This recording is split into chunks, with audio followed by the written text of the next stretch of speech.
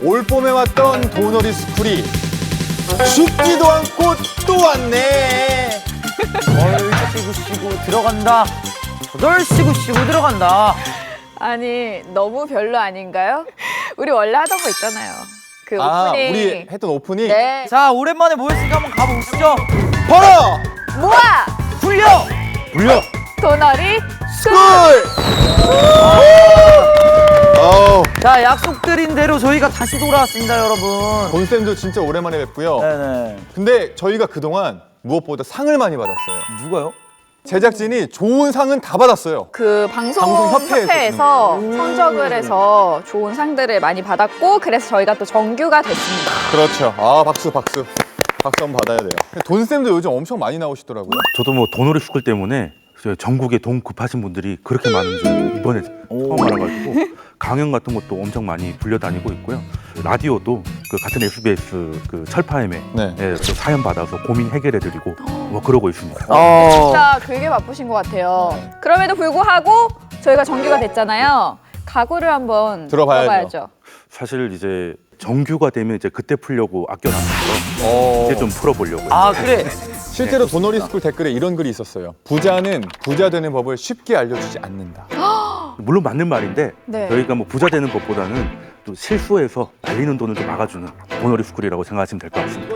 자, 이제 본격적으로 재테크 꿀팁을 알려주시는 거죠, 선생님? 네, 그래서 이름하여 이제 돈돈케어라고 오. 사실 저희 도너리 스쿨 파일럿 방송 4회가 끝난 이후에도 사연이 계속해서 제작진 앞으로 들어왔다고 합니다. 네, 그 사연을 제가 한번 읽어드릴게요.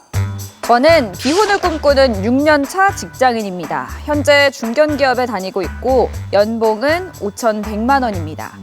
연봉이 적지 않은 편인데 이것저것 세금까지 떼고 나면 매달 실수령액은 대략 220만 원 정도가 되더라고요.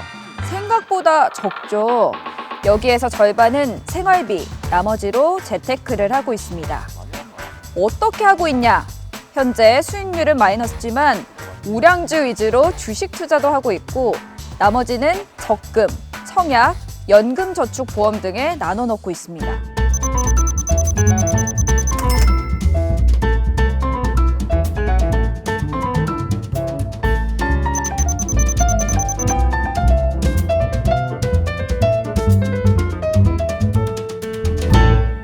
현재 저의 가장 큰 고민은 이겁니다. 지금은 회사 기숙사에 살고 있어서 생활비도 아낄 수 있었는데 2년 뒤에는 나가야 된다는 거예요.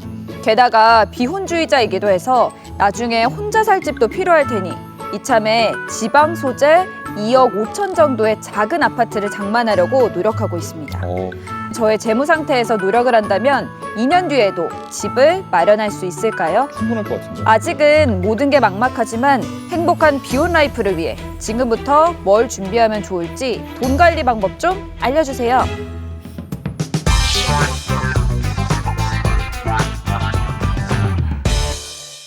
아, 근데 연봉이 5천이 넘는데 어떻게 실수령액이 월 200이야? 기본급이 높지 않고 뭐 수당이나 이런 것들이 쌓여가지고 그런 경우가 생각보다 많아요. 근데 그럼에도 불구하고 직장 생활 6년 차에 예금도 7천만 원 정도 들어 있고요. 주식 투자도 하시고 적금도 있고 보험도 있고 이제 또 아파트까지 장만하시려고 계획을 세워놓는 거 보면은 이 정도면 엄청 잘하고 계신 거 아니에요? 그렇죠. 사실 뭐 직장 생활하면서 1년에 1,000만 원 모은다는 게 그렇게 말처럼 쉬운 건 아니거든요. 쉬운 거 아니죠. 일단은 굉장히 돈 개념은 있으시다. 그리고 이분이 비혼주의자라고 하셨는데 연애를 굉장히 열심히 하고 계세요. 그런 노래도 있잖아요. 연애는 필수, 결혼은 선택. 무슨 노래죠? 아모르 파티. 이 노래 모르지? 아니. 연애는 필수, 결혼은 선택. 이거야. 무슨 잘한다. 노래야? 아니, 나 역시 가수가 가수네. 아니에요. 톤이 낮아서 그래요. 근데 이게 이분에게는 어떤 문제가 있는지 문제보다는 이제 특징이죠. 네. 비혼이라는 목표가 그 지금 재무 관리에서 좀 녹아내리고 있는 것 같은데 단기간에 이제 집을 구해야 되는 목표가 있으신 거예요. 그리고 혼자서 뭔가를 노후까지 다 해야 된다는 생각 때문인지 너무 저축이나 저축성 보험에 조금 쏠려 있지 않나. 근데 그러면 어떻게 해야 돼요, 이분은? 이분 대출 끼면은 집 살 수 있지 않나? 네, 그렇기는 한데요. 현재 모은 돈과 앞으로 모일 돈을 좀 계산해 봐도 적어도 한 1억 5천 정도는 대출을 좀 받으셔야 될 것 같거든요. 근데 지금 또 청약통장도 이미 준비하고 계시니까 1순위가 되면 이제 계속 도전을 해보시는데 그 될 때까지는 그 전세를 좀 이용해 보는 것도 한 가지 방법일 수 있겠다 이렇게 말씀드리고 싶어요. 근데 지금 이분은 전세도 어쨌든 대출을 좀 받아야 되는 그렇죠. 상황인데 일단 대출을 무서워하시는 분들이 많아요. 빚진다는 생각에. 나는 지금 뭐 월급도 없고 뭐 이런 거 어려워하시는데 담보대출이에요. 담보대출. 그걸 또 국가가 보증을 해줘요. 그렇기 때문에 금리가 좀 내려갑니다. 보증 서주는 거 몰랐어요. 근데 보증하는 곳이 3군데나 있습니다. 아 진짜요? 네. 와, 보증은 아무도 서주지 말라 그랬는데 개인이 쓰면 안 되고요. 대표적으로 뭐 주택금융공사라든지 뭐 서울보증보험 뭐 그리고 주택도시보증공사 보증을 대신 서주는 거예요. 뭔가 주택금융공사가 뭔가 약간 믿음이 신뢰가 가는데? 네네. 그러면은 빌려주는 입장에서는 리스크가 줄어들잖아요. 그럼 이자를 깎아주겠죠. 그러면 금리가 얼마나 더 낮은 거예요? 일반 대출에 비해서? 보통 전세자금 대출이라고 하면 좀 이렇게 저렴하게 받으면 3.1% 정도고요. 뭐 조금 비싸게 받으면 3.6%인데 이 보증을 그 청년 전세자금 보증 대출로 보증을 받으시면은 2.8%까지 어린 대출을 받으실 수가 있어요. 확 낮아지네. 괜찮네. 근데 몇 살까지 청년이에요? 일단 청년이라고 하면 뭐 나라에서 지정한 건 이제 만 34. 그 정도 됩니다. 34요? 아직까지 난 청년인데? 네. 그러면 약간 우리 그 배성재 아나운서나 김주호 아나운서는 청년이 아니네요. 당연히 미혼이긴 청년이 하지만 아니죠. 청년이 아닌. 네. 중년. 근데 우리 보통 전세자금 대출을 받을 때는 뭐 몇천 단위로 하니까 보통 맥시멈이 얼마더라? 한 7천만 원 정도까지. 자, 그럼 가능합니다. 7천만 원에서 0.3% 정도 차이가 나면 연간에 21만 원 정도 되고 그러면 닭이 한 10마리 정도가 공짜네요. 네. 되게 잘 읽는다. 아, 그냥 이과예요, 머리가. 네. 저도 근데 저 다음 달에 이사 가려고 하거든요. 그래서 전세자금 대출을 좀 알아봤는데 전세가 잘 없기도 하거니와 집주인들이 전세자금 대출에 동의를 안 해주는 곳이 꽤 있어요.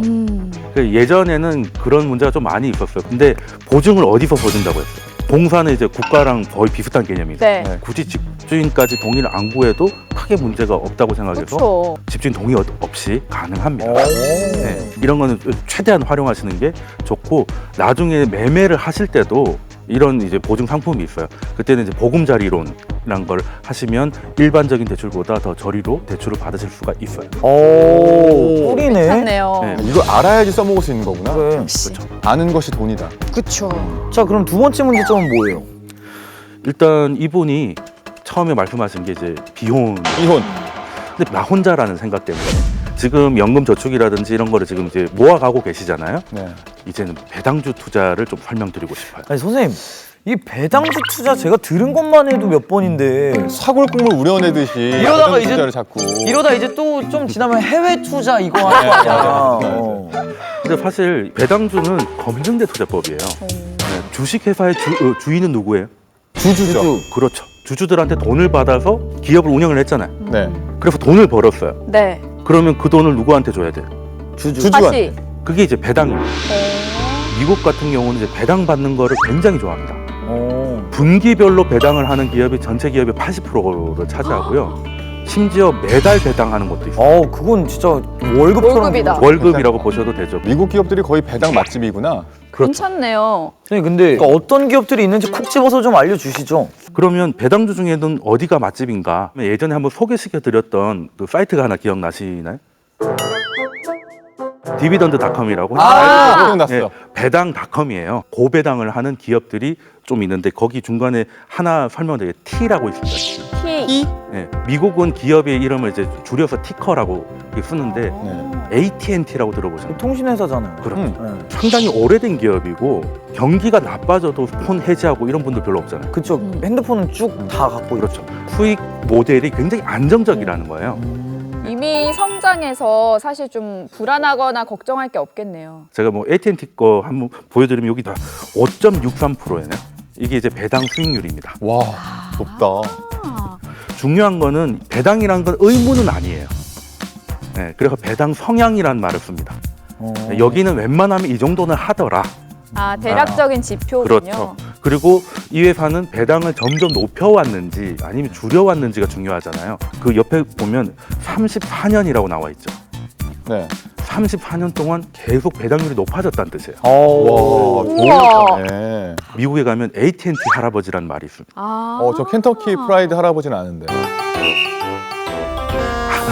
그분도 대단하신데 AT&T가 5.6%씩 배당 주잖아요. 네.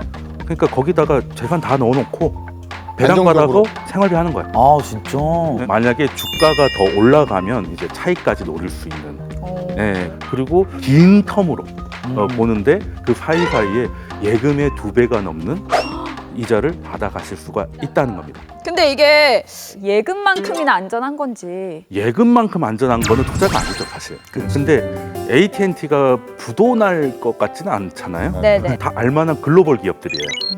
그래서 아무래도 뭐 부도의 위험은 좀 많이 작지 않겠나. 근데 이게 또 매수 포인트가 언젠가가 또 이런 게 중요하잖아요. 초보자들이 언제 얼마에 사느냐가 어렵다는 거잖아요. 그거 알면 내가 이러고 있나. 그냥 컨셉은 똑같습니다. 적금처럼 매달 30만 원을 넣었는데 그냥 그 날에 그 AT&T를 그냥 사지는 만큼 사는 거예요. 않겠나? 근데 사실 네. 선생님 그 외국 사이트는 네. 또 영어가 이렇게 많으면 위축돼. 구글 크롬에 네. 나도 번역 기능이 있잖아요. 나더라고. 번역 기능 쓰면 네. 되죠?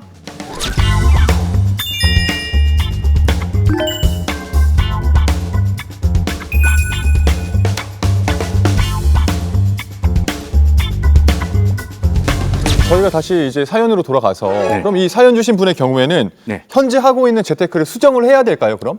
수정을 해드려야죠.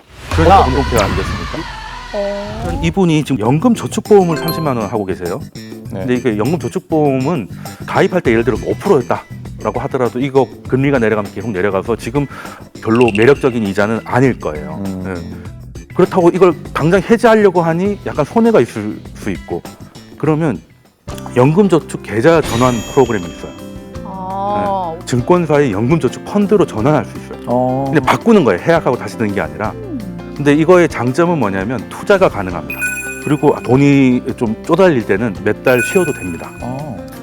괜찮네요. 저축보험도 20만 원 하고 계신데 이것도 사실 뭐 금리가 그렇게 좋은 상황은 아닐 거예요. 네. 근데 5년 납 상품인데 3년 넘게 넣으셔가지고 그냥 끝까지 가져가시는 게 좋을 것 같습니다. 네. 그리고 지금 적금을 30만 원 넣고 계신데 이걸로 배당주 투자를 하시라는 거예요. 네. 배당주 진짜 해야 될 것 같아. 진짜. 그리고 나중에 모아 가시면 네. 집을 이제 사는 건데 만약에 비혼을 끝까지 가신다면 집을 사실 물려줄 사람은 없죠. 네. 집을 가지고 연금 받을 수 있다는 거 들어보셨나요? 집으로 연금이요? 주택연금. 너무 나이 많아야 되는 거 아닌가라고 생각하실 수도 있는데 요즘 좀 당겨져서 50대에 가능합니다. 네. 좀 더 뭔가 구체적으로 바꿀 것들을 알려주시니까 훨씬 좋은데요? 거기다가 이제 장기적인 네. 인생 설계까지 해주시는 것 같아서 만약에 이런 것들이 궁금하신 분들은 사연을 보내주시면은 저희가 돈돈 케어를 해드리도록 하겠습니다. 확실히 정규가 되니까 프로그램의 퀄리티가 더 올라간다. 매우 올라갔어요 지금. 저기 저 돼지가 순금으로 바뀐다는 소문이. 이미 바뀌었어요. 네. 저 순금입니다. 자, 오랜만에 정규로 돌아왔으니까 돈원 한번 가시죠. 우리나라에서 노후를 생각하면 어느 정도 필요할 것 같아요? 노후? 뭐 한 1억 5천? 1억 2천? 3억? 일단은 플렉스. 사람마다 다르겠지만 2억 6천 정도가 든다고 하고요. 야. 그리고 또 자녀를 낳았을 때 대학까지 보내는 게 한 또 3억 정도 된다고 합니다. 이제 이게 부담스러워서 좀 피하신 분들도 없지 않아 좀 생기는 것도 사실인 것 같아요.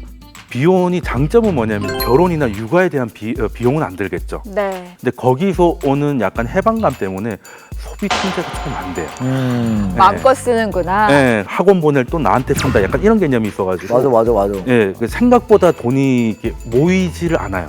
그리고 사실 우리나라 아까 말씀하신 대로 청약 제도나 이런 게 비혼들은 약간 그 조금 제외돼 있는 상태죠. 저는 이걸 비혼 패싱이라고 보는데, 비혼 패싱. 오. 예, 뭐 비패. 이거는 정책적으로 좀 보완이 필요하지 않을까. 근데 어쨌든 이분은 비혼을 꿈꾸는 거잖아요.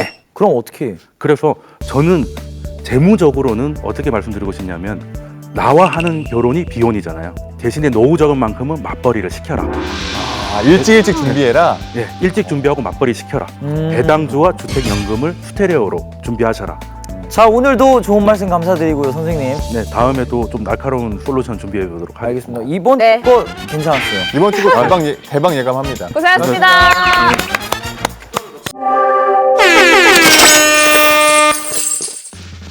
그 그 전세자금 대출 받는 게 네. 지금 주택금융공사 앱이 잘 돼 있긴 한데 음. 주택금융공사 모바일 웹으로 들어가셔도 이 주택 보증이라는 메뉴가 나오거든요. 네. 이거 클릭하시면 예상 보증료 조회 이런 아, 것들 예상 어. 요게 좋아. 그러니까 이거 되는지 안 되는지 그냥 간단하게 은행 가서 물어보면 약간 그쵸. 무섭잖아.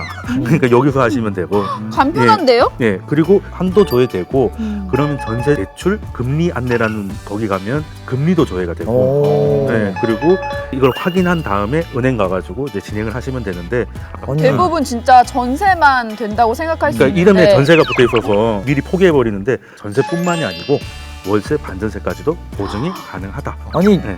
정부에서 운영하니까 뭔가 좀 믿음이 가요. 그렇죠. 아무래도 은행에서도 정부 보증이 됐기 때문에 일처리가 굉장히 빨리 진행됩니다. 저 다음 달에 진짜 이사 가야 되거든요. 전세자금 대출 받으려고 했는데 이런 게 있는지도 몰랐어요. 주택금융공사에서 받으면 되겠네. 네, 그러니까 이게 받아가시면 돼요. 무조건 봐야겠다. 이거. 네, 여기서 받으시면 돼요. 네. 자 그러면 네. 빨리 대출 받으러 가자. 이거 좋네. 지금 빨리 대출 네, 받아야 앱도 잘 돼 있고 많이 필요한가 보다. 나중에 앱에도 이거 오케이. 탑재될 것 같아요. 가자.